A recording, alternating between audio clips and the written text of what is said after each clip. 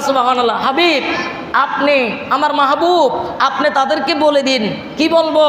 বিফাদলিল্লাহ, আমার পক্ষ থেকে যদি তারা অনুগ্রহ পায়। কি পায়? কথা বলো না, কি পায়? অনুগ্রহ পায়। ও বিরহমাতিহি, দয়া পায়, মায়া পায়, এহসান পায়। তখন কি করবে? ওয়া বিরহমাতিহি ফাবিযালিকা ফালইয়াফরাহু, তারা যেন আমার পক্ষ থেকে নিয়ামত পেয়ে, অনুগ্রহ পেয়ে, দয়া পেয়ে, মায়া পেয়ে, এহসান পেয়ে তারা যেন খুশি এবং আনন্দ করে। কথাকার? কথাকার? আওয়াজ দিয়ে বলো না, কথাকার? বন্দার কোনো কথা? তো ঈদ মিলাদুন নবী কি নাচানাচি করে নাকি এরকম করে কোরআন তেলাওয়াত করে করে জিকির করে আল্লাহর রসুলের দরুদ পড়ে? সুবহানাল্লাহ বলেন। আজকে সারা দিন ইয়া রাসূলুল্লাহর স্লোগান চলেছে, ইয়া রাসূলুল্লাহর স্লোগান চলেছে। আজকে এখানে হচ্ছে, যারা এখানের মধ্যে আজকে ঢুকে যাবে, আজকে রাত যদি কারো প্রতি আল্লাহ রসুলের নেক নজর পড়ে যায়, তার জীবন ধন্য হয়ে যাবে। তার জীবন কি হয়ে যাবে? ধন্য হয়ে যাবে। দেখেন, কুল বিফাদলিল্লাহি ওয়া বিরহমাতিহি ফাবিযালিকা ফালইয়াফরাহু। আমার মাওলা বলেন, আমার পক্ষ থেকে যদি আমার বান্দা নিয়ামত পায়, আমার পক্ষ থেকে যদি আমার বান্দা অনুগ্রহ পায়, আমার পক্ষ থেকে যদি আমার বান্দা দয়া পায়, আমার পক্ষ থেকে যদি আমার বান্দা এহসান পায়, আমার পক্ষ থেকে যদি আমার বান্দাকে আমি একটু মায়া করতে চাই, তাহলে তারা ওই নিয়ামতের শুকরিয়া আদায় করে এমন খুশি উদযাপন করবে যেই খুশির মধ্যে আমি আল্লাহ আমার হাবিব তাকে। কি হবে এরপরে? কি হবে? মাওলা বলেন, হুয়া খায়রুন। খয়রুন শব্দটি ইসমে তফজিলের সিগা। ইসমে তফজিল মানে উচ্চ বোঝানো, একেবারে খয়রুম মানে উত্তমের মধ্যে কোনো শেষ নাই। খয়র শব্দটা ইসমে তফজিল, এত উপরে। হুয়া খয়রুম মিম্মা ইয়াজমাউন, আপনার সম্পদ আছে, আপনার সন্তান আছে, আছে কিনা? আপনার সম্পদ আছে, আপনার সন্তান আছে, আপনার চাকরি আছে, আপনার স্ত্রী আছে, আপনার ভাই আছে, আপনার মা আছে, আপনার বাবা আছে, সব কিছু আপনার সম্পদ, আপনার সম্পদ। আমার মাওলা বলেন, তোমার যত অর্জিত সম্পদ আছে, ওই অর্জিত সম্পদের চেয়েও নবীজির মিলাদের নবী আদায় করা তোমার জন্য জীবনের শ্রেষ্ঠ সম্পদ হবে।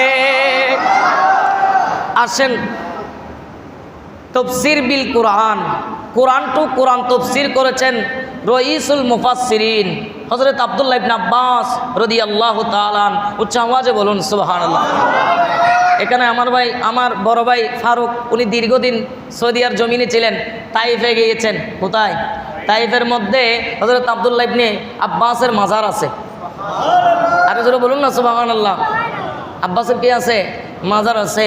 একজন যিনি রইসুল মুফাসসিরিন, যে কালকে বলেছিলেন হুজুর 14 বছর বয়সে আল্লাহ রসুল ওনাকে দোয়া করেছেন। ওনাকে কি করেছেন? দোয়া করেছেন। সেই জন্য ফারুক আজমের মতো ব্যক্তি, ফারুক আজম হযরতে আমিরুল মুমিনিন খলিফাতুল মুসলিমিন হযরতে উমর ফারুক আজম রাদিয়াল্লাহু তাআলা আনহু, উনি যখন কোন একটা তফসির বা কোন একটা জ্ঞান জানার ইচ্ছা থাকতো, আসন ছেড়ে দিয়ে ওনাকে বসিয়ে দিতেন, ফারুক আজম মাসুমের মতো নিচে বসে থাকতো। আরো জোরে বলুন না সুবহানাল্লাহ। কারণ উনি আল্লাহ রসুল, আল্লাহর কোরআনের তফসির করবে।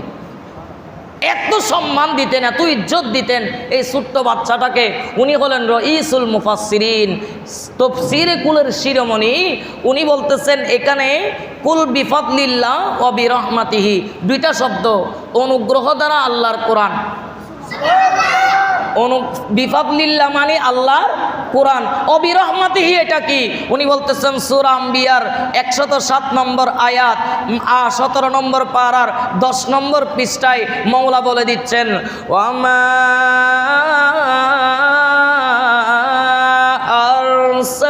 আরসালনাকা ইল্লা রাহমাতাল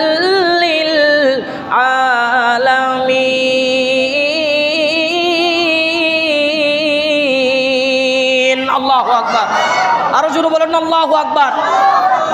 কোরআন ভালো লাগেনি? কথা বলেন না, কোরআন ভালো লাগেনি? হিন্দুর কাছে ভালো লাগে, চাকমার কাছে ভালো লাগে, মারমার কাছে ভালো লাগে, আপনাদের কাছে ভালো লাগবে না কেন? এমন একটা কোরআন, যদি কোরআন তেলাওয়াতের মতো কোরআন তেলাওয়াত হয়, অন্তর মোমের মতো গলে যায়, অন্তর মুরুমের মতো গলে যায়। সূরা আনফালের 2 নম্বর আয়াতে কারিমায় মওলা বলে দিচ্ছেন, প্রকৃত মুমিন ওরাই যারা কোরআন তেলাওয়াত শুনলে ভূমিকম্পর মতো তাদের কলবটা কাঁপতে থাকে, থাকতে থাকতে কাঁপতে কাঁপতে। আল্লাহ বলতেছেন, ইন্নামাল মুমিনুনা আল্লাযীনা ইযা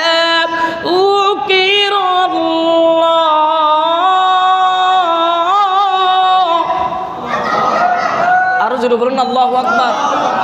আল্লাহ বলতেছেন, ইন্নামাল মুমিনুনা আল্লাযীনা ইযা যুকিরাল্লাহ, যারা আল্লাহর কোরআন আল্লাহর যখন মুমিনদের সামনে, প্রকৃত মুমিন ওরাই যাদের সামনে আল্লাহর কোরআন, আল্লাহর জিকির, আল্লাহর স্মরণ হয়। সুবহানাল্লাহ বলেন, কি হয়? আল্লাহর স্মরণ হয়। ওয়াজিলাত কুলুবুহুম, তাদের অন্তর ভূমিকম্পর মতো কাঁপতে থাকে, মোমের মতো গলতে থাকে। সুবহানাল্লাহ বলেন না।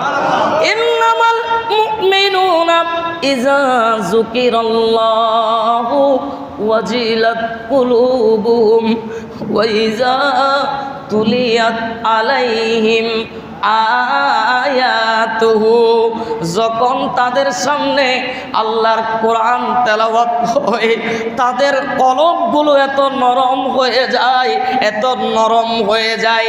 একদিকে কলব নরম হতে থাকে, অন্যদিকে যাদাতুহুম ঈমানা, ঈমান শক্ত হতে থাকে আর কলব নরম হতে থাকে। প্রকৃত মুমিন তারা যাদের সামনে কোরআন তেলাওয়াত হবে তারা পাগল হয়ে যাবে। আরো জোরে বলুন না সুবহানাল্লাহ। তারা কি হবে? পাগল হয়ে যাবে। কারণ কোরআন এটা কার? কথা বলেন না, কার? এটা বান্দার কোনো ফতোয়া নয়। ইন্নামাল মুমিনুনা আল্লাযীনা ইযা যুকিরাল্লাহ ওয়াজিলাত কুলুবুহুম ওয়া ইযা তুলিয়াত আলাইহিম যাদাতহুম ঈমানা, এতটুকুতে নির্ভর নয়। তারা বলতেছে না, ওয়া আলা রাব্বিহিম ইয়াতাওয়াক্কালুন। আল্লাহু আকবার বলেন। মুমিনদের সামনে কোরআন তেলাওয়াত বলে মুমিনদের অন্তর শুধু গলে যায় না, মুমিনদের ঈমান মজবুত হয় না, মুমিনদের আরেকটা চরিত্র প্রকাশ পায়। ওয়া আলা রাব্বিহিম ইয়াতাওয়াক্কালুন, তাদের জীবনের শুরু থেকে শেষ পর্যন্ত মাওলার উপর তারা ভরসা রাখে। কার উপর? জোরে বলুন না, কার উপর? আল্লাহর উপর ভরসা রাখে। ওয়া আলা রাব্বিহিম ইয়াতাওয়াক্কালুন। কে কি বলবে, কে কি বলবে না, এগুলোর দিকে তাকানোর দরকার নাই। মাওলার